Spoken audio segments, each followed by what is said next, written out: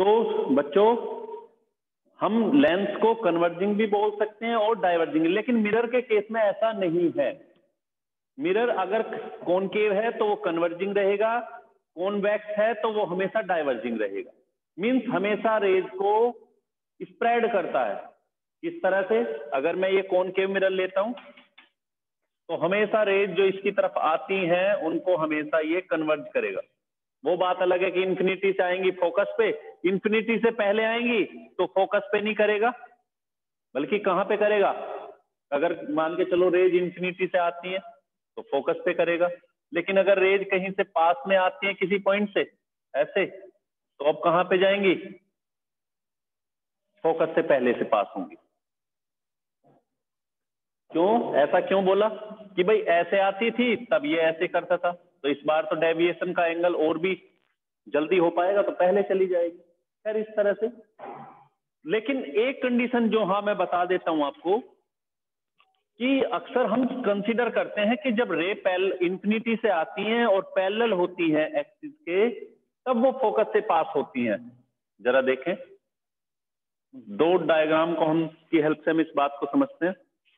पहला ये कि ये रे आती है, passes through the focus, concave mirror के केस में। दूसरा ये भी कॉनकेव मिरर,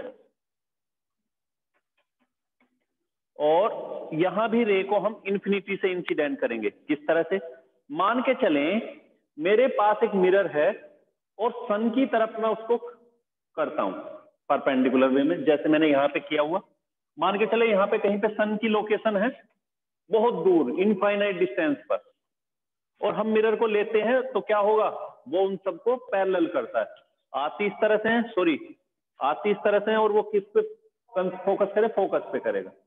हालांकि लाइन होती नहीं है मिरर में, हम तो केवल मिरर को लेंगे और मिरर से क्या करते हैं, रेज आएंगी और एक पॉइंट पे जाके इकट्ठा हो जाती हैं, जिसको कन्वर्ज बोलते हैं ना, वो उसका फोकस होता है। Very good.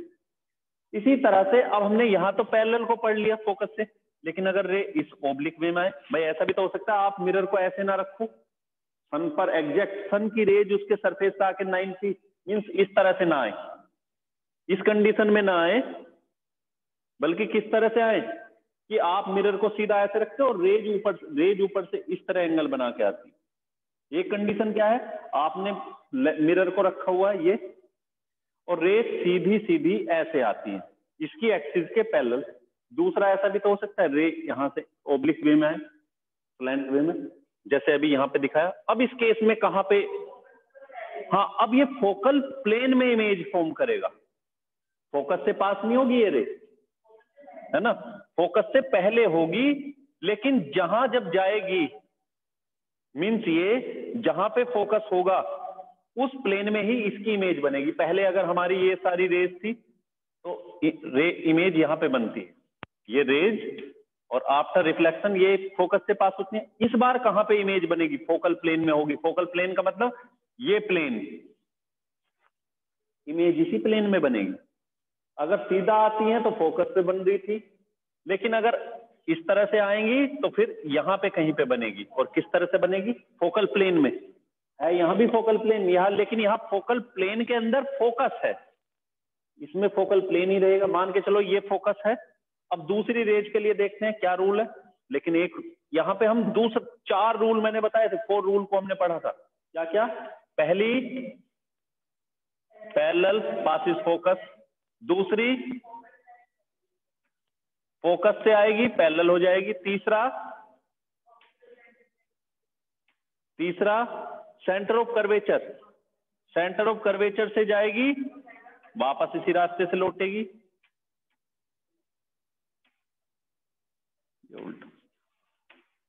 ठीक है, यहां फोकस से पैरेलल ये वाली। और फोर्थ कौन सा था, ये कि रे यहां पे आएगी किस पर, पोल पर, सेम एंगल बनाएगी, will form the same angle.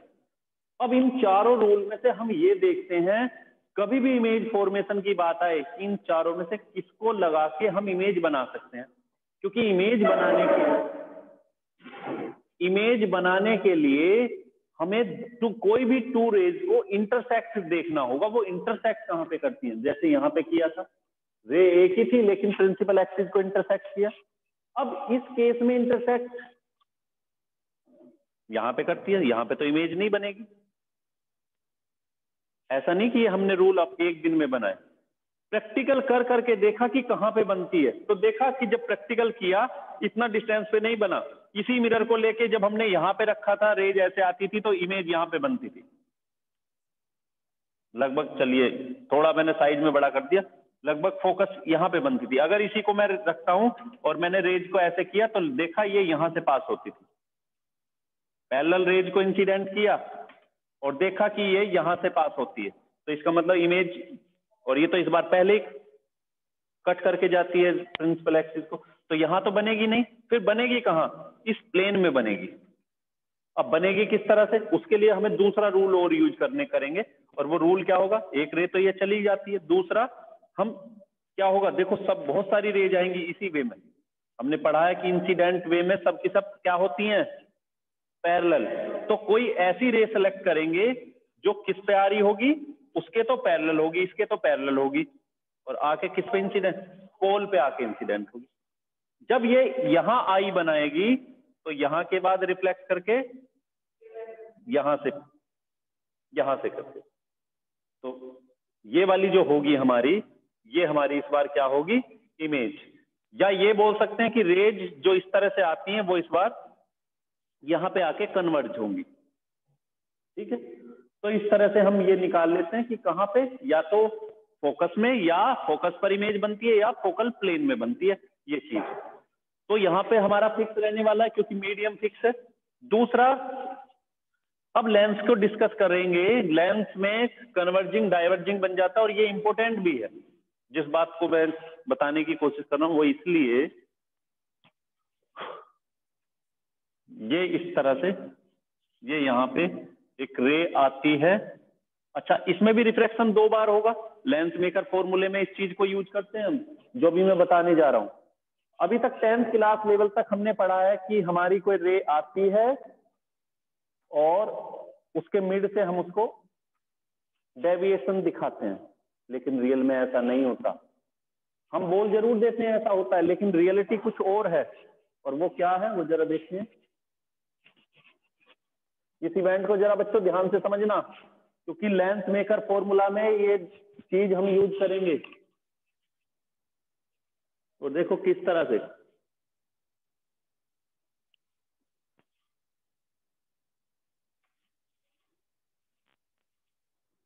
ये हमारे पास कोई लेंस, यहां से ये प्रिंसिपल एक्सिस, ये ऑप्टिकल सेंटर, रे इस तरह से आती है, यहां पे आके इंटरसेक्ट, यहां पे आके इंसिडेंट होती है। अब देखो जरा, यहां से इसका सेंटर ऑफ कर्वेचर सपोज यहां, इसको C1 बोले। अब यहां पर आके उससे जाना ऐसे था, लेकिन वो थोड़ा सा बैंड हो जाती है towards the normal, because outside the medium of refractive index μ1, inside the medium of refractive index μ2, and μ2 is greater than μ1। अगर ये वाली कंडीशन आती है, जो बड़ा होगा दोनों में, it mean inside medium denser, outside medium rare, है ना। अगर क्योंकि μ2 बड़ा है μ1 से, तो ये डेंसर होगा, ये रेयर होगा। अब वापस से बाहर निकलती है, चेंज फिर से होगा मीडियम में। तो ये वाली रे थी, एरो से रिप्रेजेंट किया। अब इस पॉइंट पे आके इंसिडेंट होती है, फिर से क्या करेंगे, यहां से फिर से एक नॉर्मल ड्रॉ करेंगे, और यहां पे इस पॉइंट को क्या बोलोगे? Centre of curvature. ये सेकंड सरफेस का, ये फर्स्ट सरफेस का राइट साइड, सेकंड सरफेस का लेफ्ट साइड, और इसको C2 बोला, और ये नॉर्मल है इसके लिए। अब जब ये इसको जाना ऐसे है, अगर सेकंड सरफेस नहीं होता, पूरा आगे मीडियम एक ही रहता, तो रे यहाँ पे इंसिडेंट होती।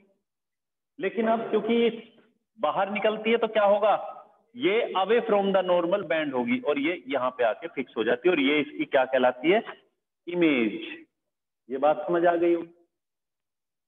अब अगर ये वाली चीज हमने यहाँ पे पढ़ी है कि μ1 लेस है, μ2 ग्रेटर है, इसका उल्टा कर देते, उल्टा भी तो हो सकता है। उल्टा कैसे हो सकता है कि हम एक ऐसा लेंस बनाते हैं जिसके का ये ग्लास है और ग्लास के अंदर एयर है, अंदर एयर है और बाहर गिलास है सब जगह, यहां भी गिलास वहां भी गिलास, तब अंदर का मीडियम कैसा हो जाएगा, रेयर और ये डेंसर।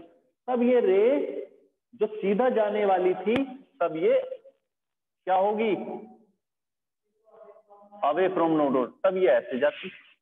अब अगर उधर जाएगी तो आगे तो एक्सिस को कट ही नहीं करेगी, फिर हम उस केस में क्या करते हैं, इसको पीछे बढ़ाते हैं और इमेज लेते हैं यहां, और इस तरह की इमेज को बोला जाता है वर्चुअल इमेज। जहां पे डॉटेड लाइन आती है वहां पे वर्चुअल इमेज इसको बोला जाता है। यहां रियल इमेज है और इस केस में वर्चुअल, तो इस बात पे भी आएंगे। अच्छा, उस केस में ये लेंस कैसा होगा, देखो यहां तो रे को किस तरफ बेंड करता है, अपनी एक्सिस की तरफ, एक्सिस की तरफ करता। कैसे पता चल रहा है, अगर एक रे इधर और आती वो इसको यहां से ऐसे जाती तो कन्वर्ज कर रहा है ना, एक जगह इकट्ठा करता है। लेकिन यहां ये कहां पे जाती है, अगर इस केस में आती तो बाहर जाती, उस कंडीशन में ये लेंस को क्या बोला जाता है, डाइवर्जिंग। उस केस में ये डाइवर्जिंग है। तो किसी लेंस की फोकल लेंथ भी फिक्स नहीं होती, याद रखो, मिरर की फोकल लेंथ हमेशा फिक्स रहेगी, मिरर की फोकल लेंथ हमेशा फिक्स रहती है, लेकिन लेंस की फोकल लेंथ चेंज हो सकती है। फोकल लेंथ भी चेंज हो सकती है और उसकी नेचर भी चेंज हो सकती है। जो डाइवर्जिंग नेचर थी या कन्वर्जिंग नेचर थी वो चेंज हो सकती है, और अगर वो नेचर चेंज हो सकती है तो फोकल लेंथ भी चेंज हो सकती है। समझ आ गया। अगर वो बोलेगा पर्टिकुलर की इस तरह से मीडियम है, चेंज करते हैं तो ठीक, अदरवाइज आप 10th लेवल के अकॉर्डिंग ही समझ जाना कि उसने बोला इतनी फोकल लेंथ, तो समझ जाना पहला मीडियम एयर है और दूसरा कुछ जो वो बोले ग्लास वाटर जो भी कहे वो है।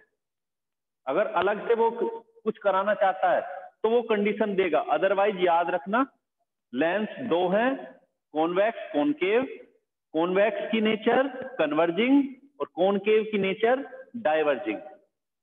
ये याद रखना हमेशा, कॉन्वेक्स लेंस को कन्वर्जिंग बोलते हैं, कॉनकेव लेंस को डाइवर्जिंग बोलते हैं। लेकिन ये हमेशा नहीं है, मैंने बताया ना बात, हमेशा नहीं होगा। अगर वो उसका कुछ और व्यू होगा आपसे क्वेश्चन करने का या कुछ आंसर लेने का, तो वो अलग से स्पेशल कंडीशन देगा।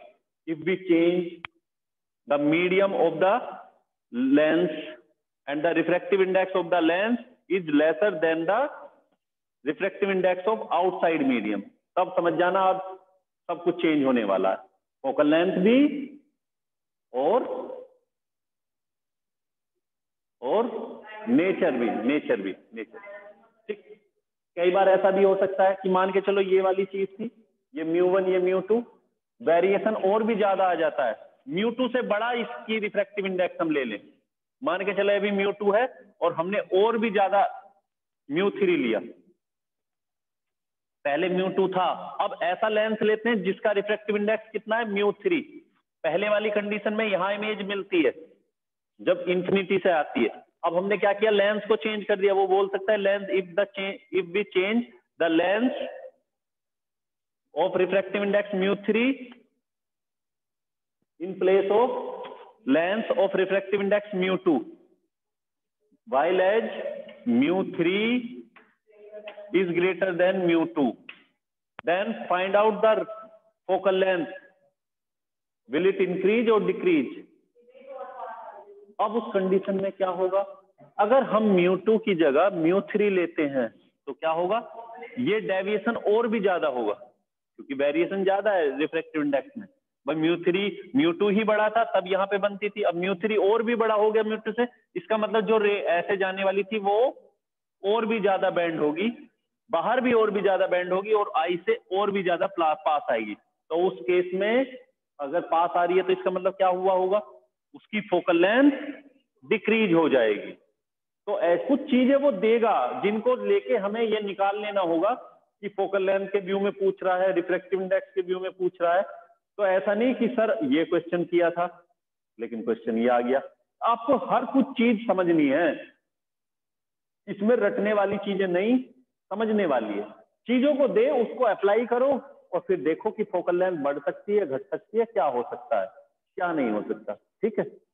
चलिए, तो अब हम फर्स्ट टॉपिक हमारा अब इसी में, refraction at spherical surface.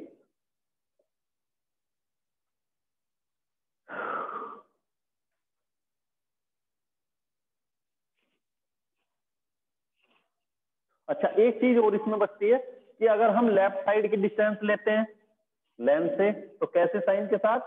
With negative sign. We will take the all distance with left side of the lens with negative sign और right side positive, downward negative, upward positive, ये भी negative, इधर positive. ये लेते जरूर हैं, लेकिन इसको याद, साथ में एक बात और याद रखो, ऑब्जेक्ट हमेशा लेफ्ट साइड दिखाते हैं, तो ये रूल है। अगर ऑब्जेक्ट को राइट साइड लेगा तो ये रूल फिर चेंज हो जाएंगे। क्यों चेंज हो जाएंगे? याद रखो, रूल होता है मेन ये कि हमेशा रेज की डायरेक्शन में अगर आप मेजरमेंट करने के लिए चलोगे, रेज की ही डायरेक्शन में, रे की डायरेक्शन का मतलब क्या? इस डायरेक्शन में। और चलते किससे हो आप? अगर मिरर होता तो पोल से, लेंस है तो ऑप्टिकल सेंटर से। ऑप्टिकल सेंटर से जब आप लेफ्ट साइड जाओगे, भाई मान के चलो आपको यहां तक डिस्टेंस मेजर करनी है, चलना तो यहीं से है, तो आप ऐसे चलते हुए, ऐसा नहीं कि आप इधर से कहीं से आ जाओगे, नहीं, आपको चलना यहां से। मिरर के केस में आपको पोल से चलोगे हमेशा। दो जगह से डिस्टेंस मेजर करना शुरू करते हैं। पहला, अगर लेंस एक्सिस के अलोंग मेजर करना है तो हमेशा पोल से, या प्रिंसिपल एक्सिस से ऊपर की तरफ चलते हैं तो एक्सिस से शुरू करोगे, नीचे की तरफ चलते हैं तो एक्सिस से। लेकिन एक्सिस के अलोंग चलोगे, साथ साथ चलोगे, तो हमेशा पोल से चलेंगे। अब पोल से अगर ऑब्जेक्ट इधर है, रेज ऐसे आती है, तो इधर चलोगे तो नेगेटिव, इधर चलोगे तो पॉजिटिव। लेकिन बाई चांस अगर वो बोल दे, if we place an object right side of the lens या मिरर, मिरर भी तो हो सकता है, तो आप फिर ये वाली डिस्टेंस इधर चलोगे तब ये माइनस यू इधर रहेगी, इधर चलोगे तो ये v पॉजिटिव। अगर इमेज इधर बनती है तो पॉजिटिव, और अगर v इधर ही होता तो नेगेटिव, क्योंकि इमेज कई बार देखो कॉनकेव में तो इधर ही बनती है।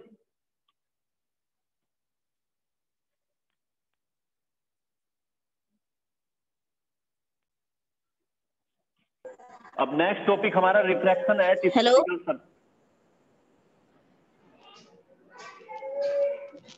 Yes sir. Next topic, refraction at spherical surface.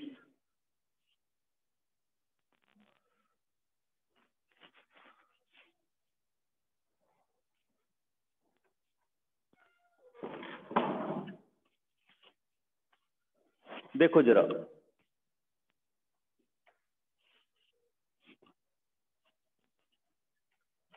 Refraction important topic है, बोर्ड में अगर आएगा तो 5 मार्क्स में रहेगा। रिफ्रैक्शन एट स्फेरिकल सरफेस, किस तरह से? अब इसमें दोनों तरह के सरफेस हो सकते हैं, कॉन्वेक्स भी, कॉनकेव भी। तो पहले मैं कॉनकेव लेके एक डेरिवेशन कॉनकेव लेके करते हैं, और इसके डेरिवेशन 5-6 डेरिवेशन बनते हैं।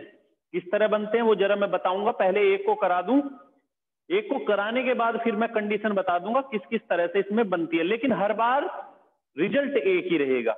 जब हम डिराइव करके आते हैं तो रिजल्ट हमेशा एक ही रहता है, और किस तरह से रहने वाला है वो जरा देखो।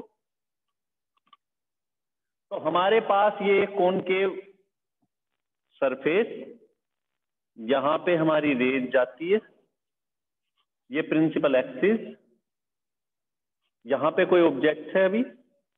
और इसमें बच्चों एक चीज अभी तक तुमने मिरर टाइप में पढ़ा है कि अगर ऐसा सरफेस होगा तो वो मिरर, लेकिन इस बार हमने मिरर नहीं बनाया इसको, बल्कि क्या किया, ये एक मीडियम है, यहां तक ये एक मीडियम है ऑफ रिफ्रैक्टिव इंडेक्स μ2, इधर का रिफ्रैक्टिव इंडेक्स ऑफ μ1,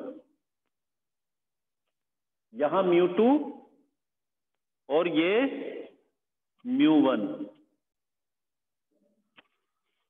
अब यहां पे कोई एक ऑब्जेक्ट है, ऑब्जेक्ट को हमने क्या किया, यहां पे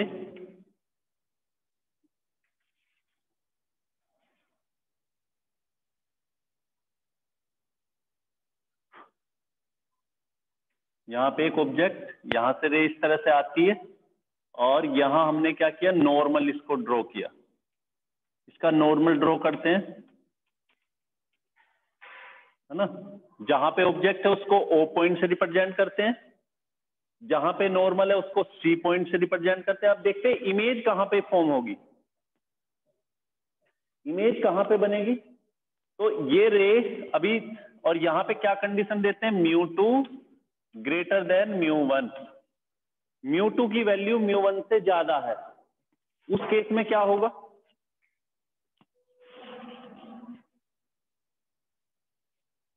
तो यहां पर देखो ये रे का रास्ता ये था, लेकिन अब ये क्या करेगी, रास्ता ये है लेकिन ये बैंड्स टुवर्ड्स द नॉर्मल, और ये इस तरह से बैंड हो जाएगी, है ना। अगर ये इस तरह से होगी तो इसका को पीछे बढ़ाएंगे तो इमेज हमें यहां पे मिलती है और ये मिलेगी आई। थोड़ा सा कॉम्प्लिकेटेड सा हो गया, छोटा रह गया।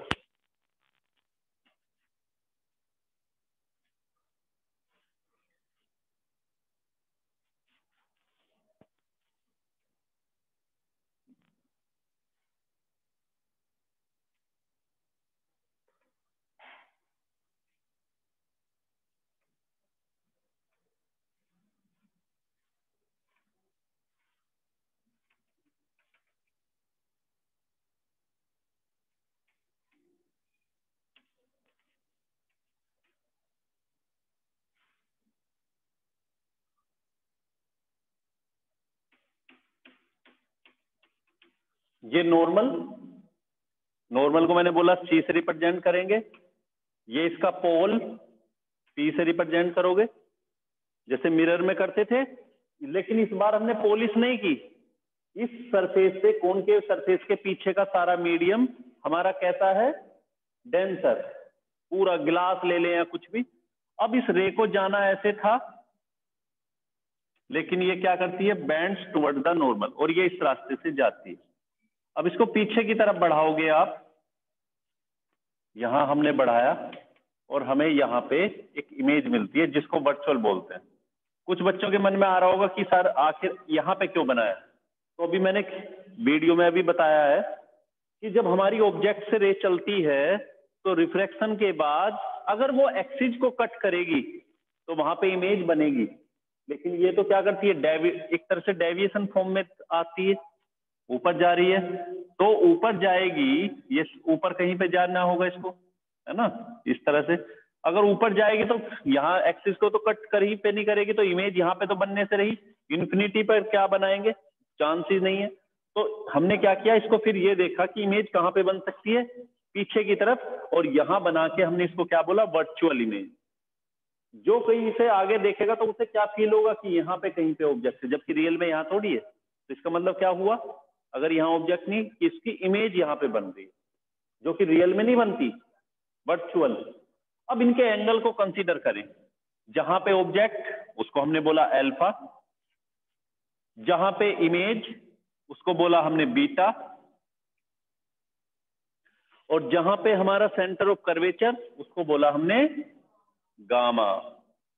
इस तरह से अलग अलग एंगल लिए, ऑब्जेक्ट के साथ अल्फा, इमेज के साथ बीटा, सेंटर ऑफ कर्वेचर के साथ गामा।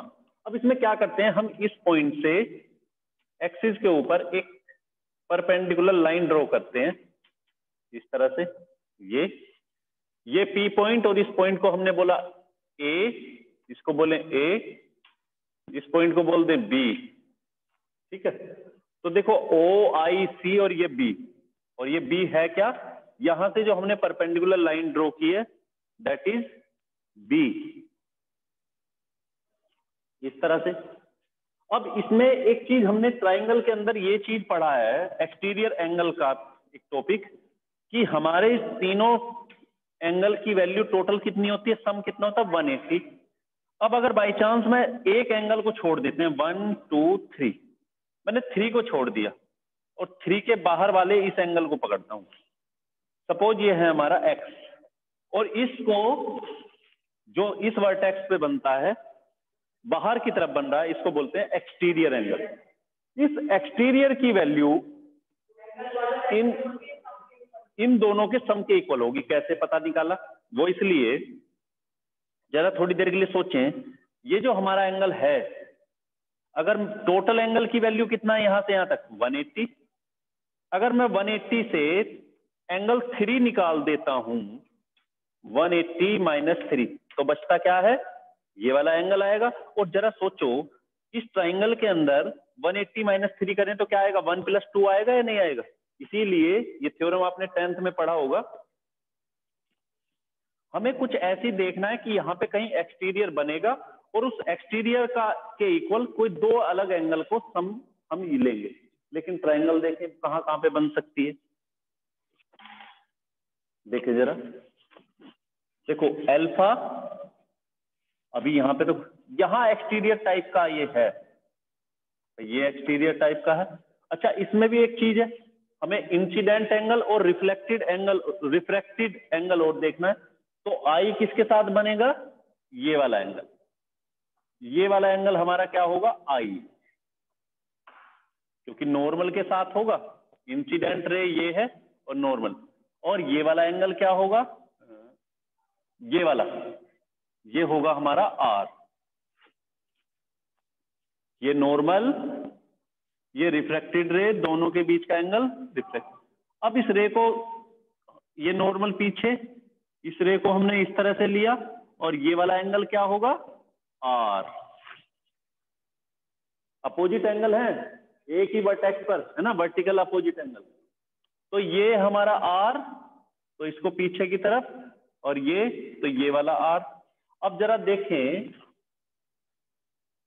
पहले मैं लेता हूं पूरा ट्राइंगल ओ ए सी। जरा देखा ध्यान से, मैंने लिया ये इस तरह से, ओ ए सी, है ना। ये देखो फिर से, ओ, ये लाइन ए सी। ये जो एंगल है,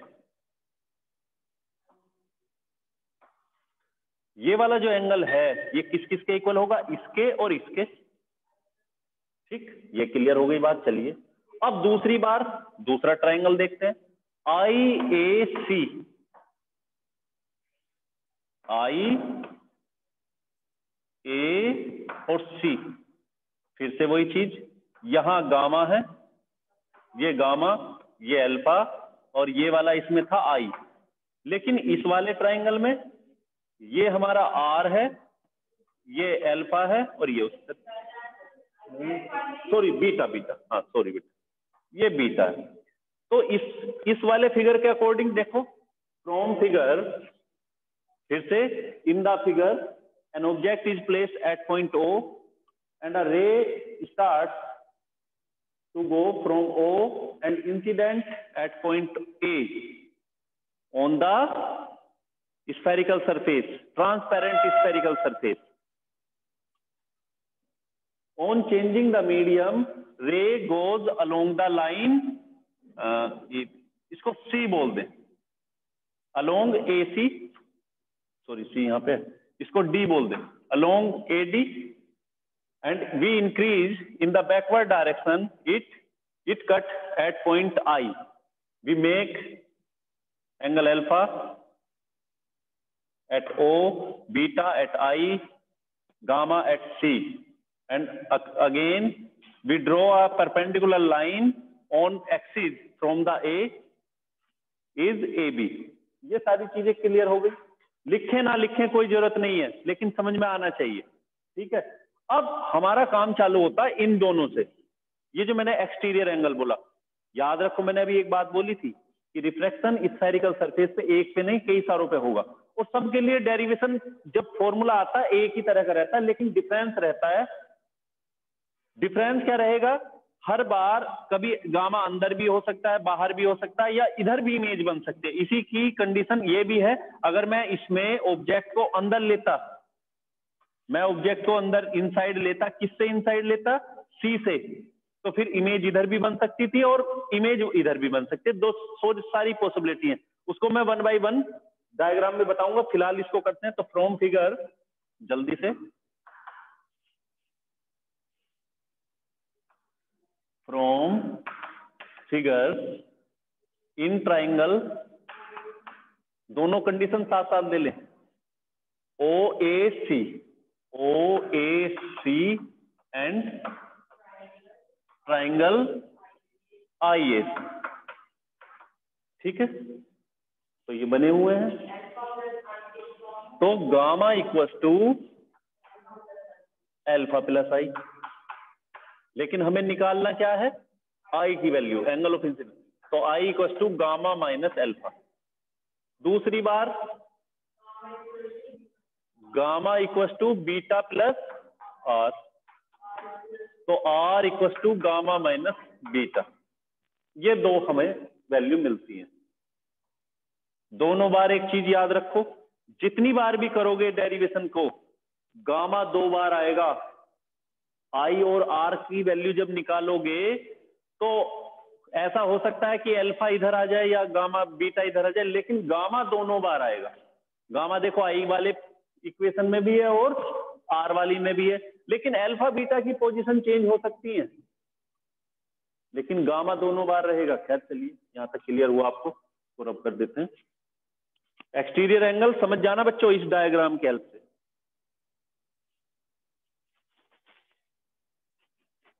अलग से बना के समझ सकते हो अगर कंफ्यूजन हो, क्योंकि इसमें कंफ्यूजन इसी में होता है, इसी में मामला अटक जाता है। ये दो चीजें हमने ली। अब आते हैं स्नेल्स लॉ के अकॉर्डिंग। स्नेल्स लॉ के अकॉर्डिंग क्या होगा, 1 μ2 क्या होता है, μ2 upon μ1 equal to, since 1 μ2, simple way में we can also write only mu.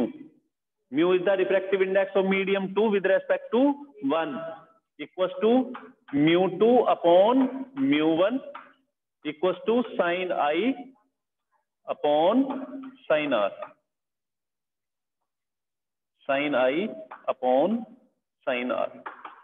ये तो हम इसको, इस कंडीशन को पकड़ के चलेंगे तो क्या आ जाएगा, μ2 sine R equal to μ1 sine I. अब जरा एक चीज यहां पे देखने वाली ये है कि अगर ये वाली कंडीशन बनते, आपके पास जब लेंस लोगे तो ऐसा नहीं कि लेंस इतना बड़ा ले रहे हो, लेंस छोटा लोगे, सॉरी यार ये पोर्शन ले। अगर ये वाली कंडीशन बनती है, if alpha beta and gamma are very small, तो आई और आर भी बहुत छोटे होंगे। क्यों होंगे छोटे, जरा सोचो। अगर ये वाला अपर्चर, या ये बोल दें if the aperture of the surface is very small, अगर अपर्चर छोटा होगा तो एक्सिस भी पास आएगी और ये एंगल भी अल्फा बीटा गामा छोटे छोटे से हो जाएंगे। तब ये वाली जो भाई अपर्चर छोटा होगा तो सीधी सी बात है, अल्फा बीटा और गामा ये भी तो कम होंगे, और ये इतना कम होंगे, then we can write sine if aperture, aperture बोलते हैं diameter of surface, aperture of surface is very small then sin I equals to sin I can write also only I, और sin R को आप क्या लिख सकते हो, खाली R लिख सकते हो। दो चीजों में इसमें एज्यूम करना पड़ेगा आपको, एक तो साइन के केस में, और एक अभी बात करेंगे उसमें tan की वैल्यू लेकर आते हैं, मीन्स हमें अल्फा बीटा गामा की वैल्यू लानी होती है। अब अल्फा बीटा गामा की वैल्यू डायरेक्ट तो आएगी नहीं, उसको एंगल के थ्रू, साइन रेशो के, सॉरी ट्रिग्नोमेट्री रेशो के थ्रू लेके आते हैं। वो कैसे लेके आएंगे वो जरा समझे, पहले इन वैल्यू को पुट करें। तो ये जो हमारी फर्स्ट इक्वेशन है यहाँ पे, इसमें पुट करो, μ2 क्या हो जाएगा, R, μ1 I, वैल्यू पुट करो, μ2 R की जगह gamma minus beta, very good, equals to μ1 I की जगह गामा माइनस, मल्टीप्लाई करो, μ2 gamma, μ2 beta, μ1 gamma, μ1 alpha. Alpha alpha वाली टर्म एक, सॉरी गामा वाली टर्म एक साथ ले लें, ये दोनों और ये दोनों एक साथ, तो इसको मैं इधर ले आता हूं और ये बन जाएगा, इसको इधर उसको उधर, और ये आ जाएगा μ2 बीटा, तो उसको उधर लाएंगे तो plus minus μ1 alpha equal to μ2 gamma minus μ1 alpha, μ1 gamma. इसको इधर ले आए तो μ2 गामा, μ1 गामा, और ये इस तरह से एडजस्ट हो गया। तो ये आती है हमारी, अच्छा इसमें गामा कॉमन ले सकते हैं, गामा कॉमन, और ये आ जाएगा μ2 minus μ1, μ2 beta minus μ1 alpha. Equation number इसको बोलते हैं सेकंड, ये फर्स्ट। यहां तक काम हमारा बहुत आसान हो गया। अब हमें इस इक्वेशन में बस क्या करना, अल्फा बीटा गामा की वैल्यू पुट करनी है, और काम और भी इजी जो है। चलिए, अच्छा इसमें हमें इतने पार्ट की तो जरूरत ही नहीं पड़ती, रब कर सकते हैं।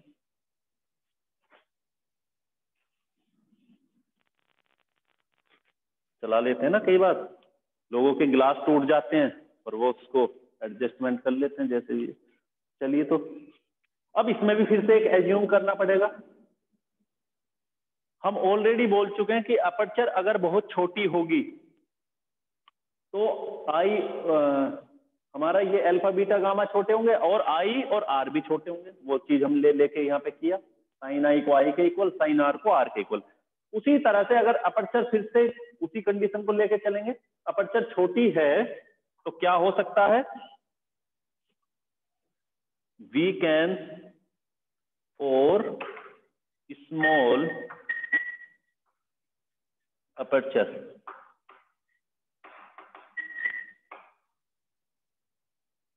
alpha can write also tan alpha। Alpha को किसके इक्वल ले सकते हैं, tan अल्फा के।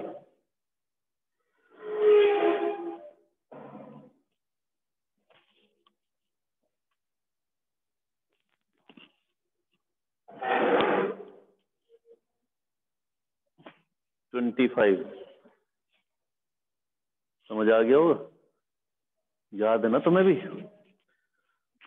सर ज्यादा नीचे मत लिखिए, यहाँ तो दिखाई दे रहा है। Yes sir. सर सिर्फ यही वाली लाइन दिख रही है।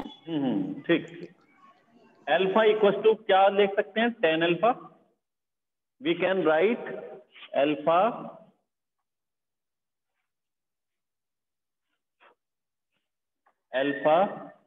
Approx tan alpha. अब tan अल्फा को बताओ बच्चों क्या लिख सकते हो आप। tan अल्फा क्या होता है, परपेंडिकुलर अपॉन बेस। ये सपोन आपकी कितना है, h, और एक्सिस से ऊपर है इसलिए पॉजिटिव रहेगा। तो पहले तो मैं वो पॉइंट एक्सप्रेस करता हूं कि जो लेना है, ए बी अपॉन ओ से बी तक, O B, A B upon O B, ठीक है। यहां से पता लग जाता है इधर।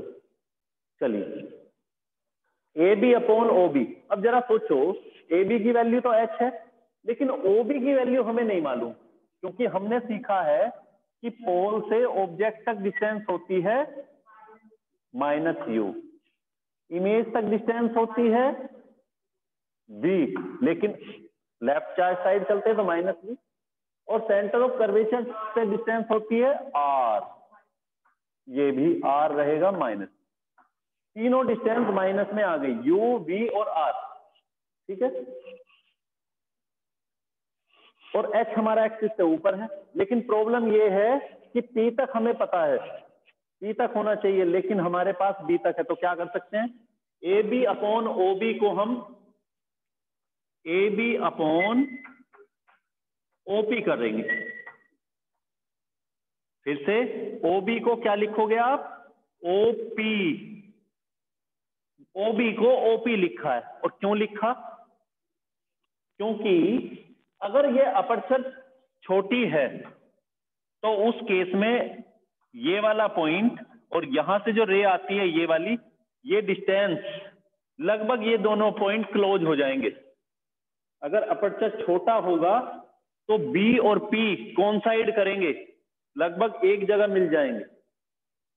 हालांकि डिस्टेंस रहेगी, लेकिन mm में, माइक्रोमीटर में या बहुत छोटी डिस्टेंस होगी, उसको हम नेग्लेक्ट कर सकते हैं। उस केस में we can take the distance OB near about OP, और क्या लिखोगे फिर, AB की वैल्यू H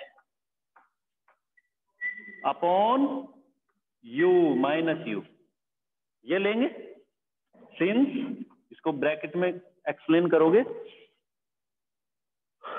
OB near about OP, clear यहां तक। OB की वैल्यू किसके इक्वल है, OP के इक्वल। अब वैल्यू पुट करते चले जाएं और जल्दी से फिर, अब अल्फा की वैल्यू ये आ गई H upon minus U। Beta की वैल्यू देखें, बीटा भी इसी तरह से होगा, और tan बीटा, अल्फा की जगह हमारा H अपॉन माइनस U आया, tan बीटा की जगह tan बीटा ले सकते हैं स्मॉल अपर्चर के लिए, tan बीटा, और क्या आएगा H अपॉन, यहां से tan बीटा यहां पे AB अपॉन BI, और AB अपॉन BI को क्या लिख सकते हो, PI, ये H अपॉन माइनस V, ठीक। गामा को क्या लिख सकते हो, tan gamma, AB upon BC या CB, है ना, चलो जो सीक्वेंस है वही चलते हैं, CB, और AB अपॉन CB को क्या ले सकते हो, CP, ठीक है। वैल्यू कितना आएगी, H अपॉन माइनस R। इस तरह से हमने सारी वैल्यू को पुट किया। ये दोनों वैल्यू समझना है, BI को PI क्यों किया, CB को CP क्यों किया। सिंस BI अप्रोक्स PI और CB अप्रोक्स CP, बच्चों ठीक है। अब सारी की सारी वैल्यू पुट कर दें किसमें, equation number, all these value of alpha beta and gamma put in equation second. तो क्या आएगा, μ2, बीटा की जगह देखो H upon minus B, μ1 alpha की जगह H upon minus U equals to gamma, अच्छा गामा की जगह तो वैल्यू पुट करनी है, H upon minus R, μ2 minus μ1, ये आती है।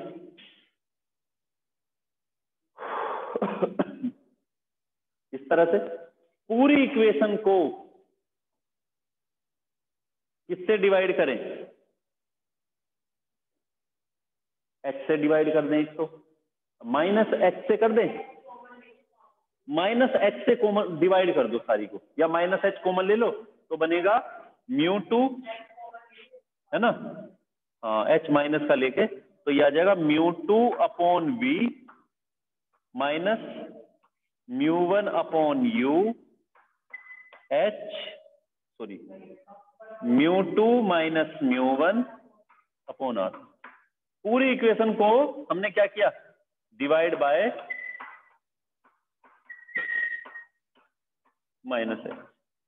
माइनस H से डिवाइड कर दिया, ये मिलता है। चलिए अब ये वाली जो हमारी इक्वेशन है, यही इक्वेशन हमारी क्या है, किसके लिए है, μ2 upon V minus μ1 upon U equal to μ2 minus μ1 upon R। ये किसके लिए इक्वेशन होती है, refraction at the spherical surface. कितने तरह से हो सकता है वो अभी डिस्कस करूंगा मैं, लेकिन रिजल्ट हर बार ये रहेगा। चेंज किस में आएगा, बस जब आप लेके आते हो इस इक्वेशन में चेंज होगा, अल्फा बीटा गामा की वैल्यू चेंज होंगी, और आपको एक्सटीरियर एंगल को लेके इसे चलना है। सारा प्रोसीजर यही है। शुरुआत कैसे करोगे, आई और आर चाहिए होगा, एक्सटीरियर एंगल से लेके आओगे, स्नेल्स लॉ लगाओगे, इस तरह से इक्वेशन मिलेगी, अल्फा बीटा गामा की वैल्यू पुट करोगे और बाद में हमें ये इक्वेशन मिल जाती है। इसमें थोड़ा सा इसमें और चेंज हो सकता है, और वो क्या,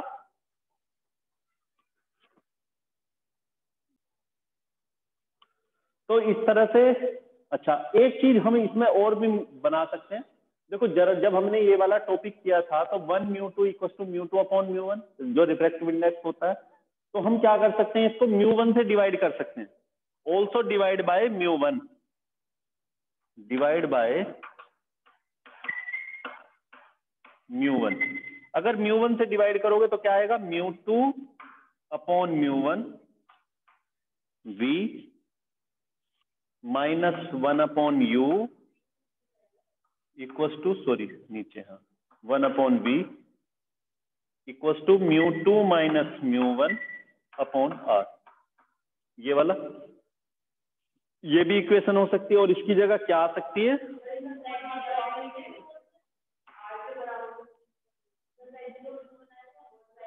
हाँ यहाँ पे अब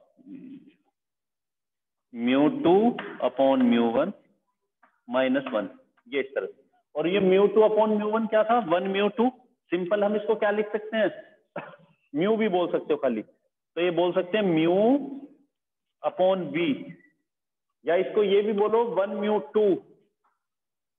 इसका मतलब यही है कि रिफ्रैक्टिव इंडेक्स ऑफ मीडियम 2 है ना भी बोले तब भी इसका वही कहलाएगा, 1μ2 upon v -1 upon u equals to mu -1 upon r। 1μ2 बोलते हैं या इस तरह से, ये हमारा मेन डेरिवेशन होता है। इसको नोट कर ले।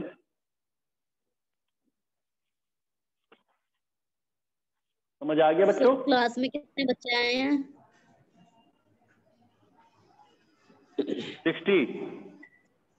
60।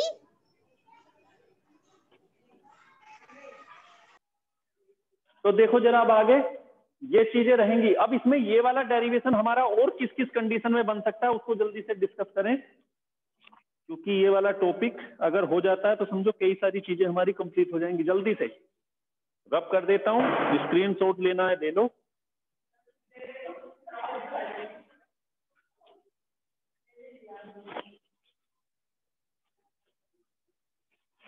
अब देखो क्या क्या पॉसिबिलिटी बनती है। देखो जरा, मान के चले हमारा ये इस तरह से, अब अच्छे से, और यहां पे हमारी ऑब्जेक्ट यहां है, यहां से ये इस तरह से आएगी। आने के बाद ये हमारा सेंटर ऑफ कर्वेचर यहां से सेंटर ऑफ कर्वेचर लेंगे और इस तरह से। अब देखो ये जाना इसको कैसे था, ऐसे, और ये it bends towards the normal. अब इस केस में क्या होगा, फिर से इमेज यहां पे बनेगी, लेकिन इस बार O, I और C इस तरह से रहेगा। ठीक है, जो हमारा नॉर्मल है वो क्या है, ये वाला, यहां I, O के साथ अल्फा किया था, I के साथ बीटा किया था, C के साथ गामा किया है। सेंटर ऑफ कर्वेचर वही चीजें हैं फिर से। अब किस तरह से किस ट्रायंगल में क्या क्या लेना है, इस बार अल्फा बीटा गामा के इक्वल आएगी चीजें। देखो जरा, आई ये वाला है। अब किस ट्रायंगल में बात करें, पहले सी ए और ओ। इस बार सीधा सीधा साफ बन गई है बात। देखो जरा, सी ए ओ में अल्फा इक्वल टू क्या होगा, आई प्लस अल्फा। सीधा यही है ना, ये वाली नहीं, अलग है। वहां पे गामा था, यहाँ पे अल्फा है। Alpha equal to gamma plus I है। ठीक, दूसरी बार इस रे को जब हमने आगे बढ़ाया और ये हमारा नॉर्मल, ये नॉर्मल है, ये आर, इसको पीछे लेते हैं इसको, तो ये वाला आर होगा। दूसरी बार कौन सा ट्राइंगल होगा? CAI, beta equal to alpha gamma plus are. तो ये वाली लेके चलेंगे कंडीशन, और H के लिए ये आ जाएगा, यहां से ये U, ये वाला V और ये R, माइनस में तीनों हो जाएगा। इसके अलावा एक कंडीशन और भी हो सकती है, और वो क्या रहेगी जरा उसको भी समझें। ऑब्जेक्ट हमारी काफी ज्यादा आगे रहे, और उस कंडीशन में क्या होने वाला है क्या नहीं होगा जरा समझना है। ये हमारी कोई इस तरह, यहां से ऑब्जेक्ट, ठीक है, ये हमारा रिफ्रैक्टिव इंडेक्स μ1, ये μ2। इस बार सिस्टम उल्टा कर देते हैं, μ1 ग्रेटर देन μ2, ठीक है। बाहर का रिफ्रैक्टिव इंडेक्स ज्यादा, अंदर का कम, तो क्या होगा? जाना इसको ऐसे था, लेकिन अवे फ्रॉम द नॉर्मल, और अवे फ्रॉम द नॉर्मल में क्या हुआ? थोड़ा सा हो गया। अब थोड़ा सा होने पे क्या होगा? यहां पे बनेगी इमेज। अगर थोड़ा रिफ्रैक्शन होगा तो इधर, और अगर ज्यादा हो गया, क्योंकि जाएगी तो फिर भी ऊपर ही, ठीक। लेकिन अगर ज्यादा हो गया, बाय चांस ये ज्यादा हो जाता है अवे फ्रॉम द नॉर्मल, तो फिर यहां पे इमेज बनेगी। तो दोनों पॉसिबिलिटी हैं, थोड़ा सा रिफ्रैक्शन होगा तो तब भी ऊपर जाएगी, फिर इधर इमेज लोगे, ज्यादा होता है तो इधर बनेगा। उस कंडीशन में इमेज यहां पे है, तो इमेज वाला क्या था? बीटा, ऑब्जेक्ट क्या है? अल्फा, और जहां C है वहां पे गामा, ये वाली कंडीशन। अब जरा देखो, ये हमारा नॉर्मल है, ये हमारा क्या है? R, और ये हमारा क्या है? I, ठीक। तो गामा इक्वल टू क्या हो जाएगा यहाँ पे? Alpha plus I। ये बात क्लियर हो गई। चलिए दूसरा, R इक्वल टू क्या होगा? गामा प्लस बीटा, ये भी ठीक है। तो इस तरह से ये कॉनकेव के लिए कंडीशन हो गई, 3-4 कंडीशन जो बताई। इसी तरह से हमारी कॉन्वेक्स के लिए होगी, और सब में फॉर्मूला बनेगा यही वाला।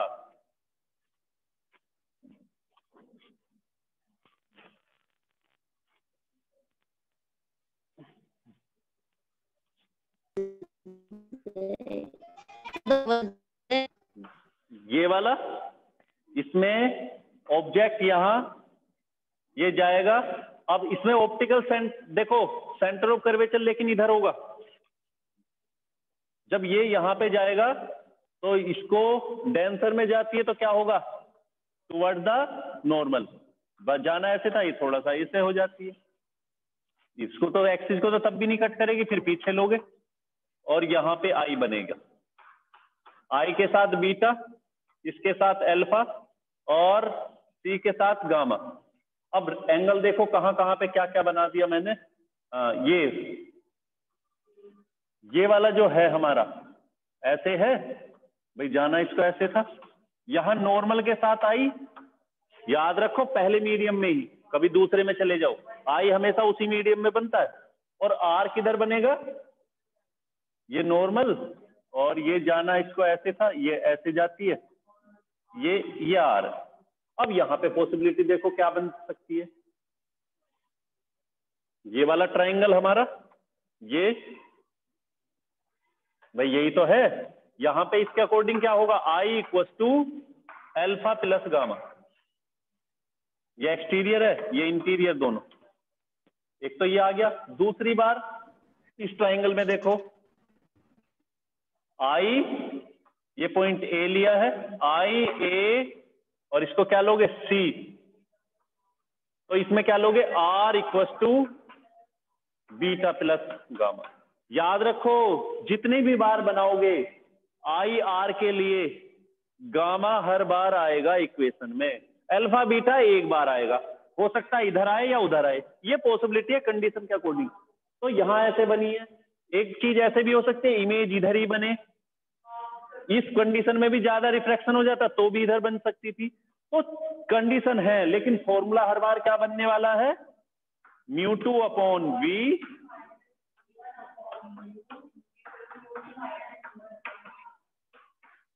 या 1 μ2 अपॉन